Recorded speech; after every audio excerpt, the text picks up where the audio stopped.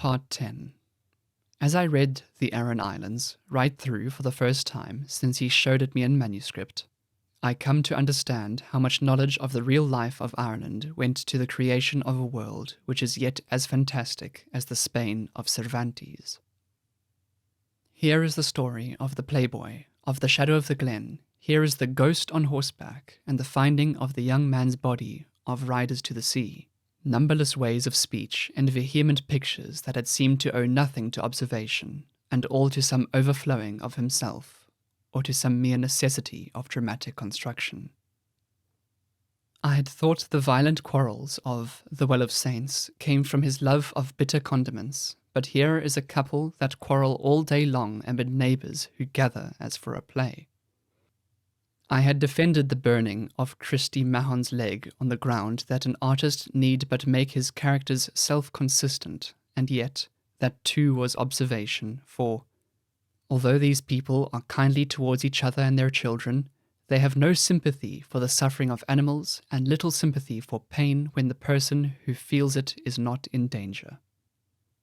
I had thought it was in the wantonness of fancy Martin Dowell accused the smith of plucking his living ducks. But a few lines further on, in this book where moral indignation is unknown, I read,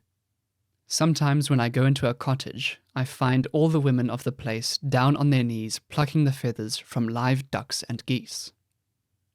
He loves all that has edge, all that is salt in the mouth, all that is rough to the hand, all that heightens the emotions by contest, all that stings into life the sense of tragedy. And in his book, unlike the plays where nearness to his audience moves him to mischief, he shows it without thought of other taste than his. It is so constant, it is all set out so simply, so naturally, that it suggests a correspondence between a lasting mood of the soul and the life that shares the harshness of rocks and wind. The food of the spiritual minded is sweet, an Indian scripture says, but passionate minds love bitter food. Yet he is no indifferent observer, but is certainly kind and sympathetic to all about him. When an old and ailing man, dreading the coming winter, cries at his leaving, not thinking to see him again, and he notices that the old man's mitten has a hole in it where the palm is accustomed to the stick, one knows that it is with eyes full of interested affection as befits a simple man, and not in the curiosity of study. When he had left the Blaskets for the last time, he travelled with the lame pensioner who had drifted there. Why, heaven knows, and one morning, having missed him from the inn where they were staying, he believed he had gone back to the island and searched everywhere and questioned everybody till he understood of a sudden that he was jealous, as though the island were a woman. The book seems dull if you read much at a time, as the later Kerry essays do not. But nothing that he has written recalls so completely to my senses the man as he was in daily life.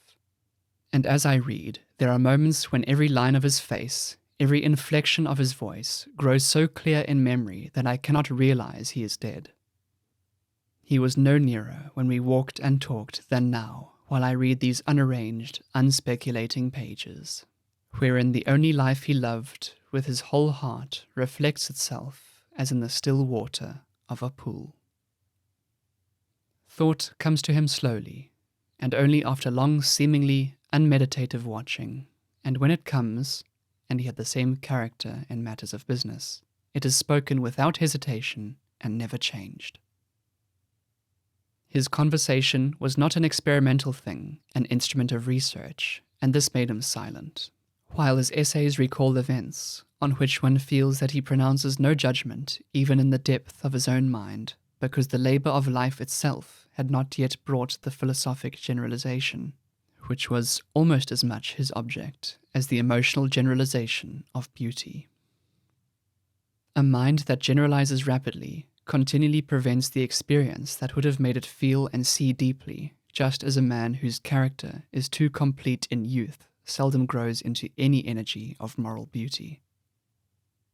Synge had indeed no obvious ideals, as these are understood by young men, and even as I think disliked them, for he once complained to me that our modern poetry was but the poetry of the lyrical boy, and this lack makes his art have a strange wildness and coldness, as of a man born in some far-off spacious land and time.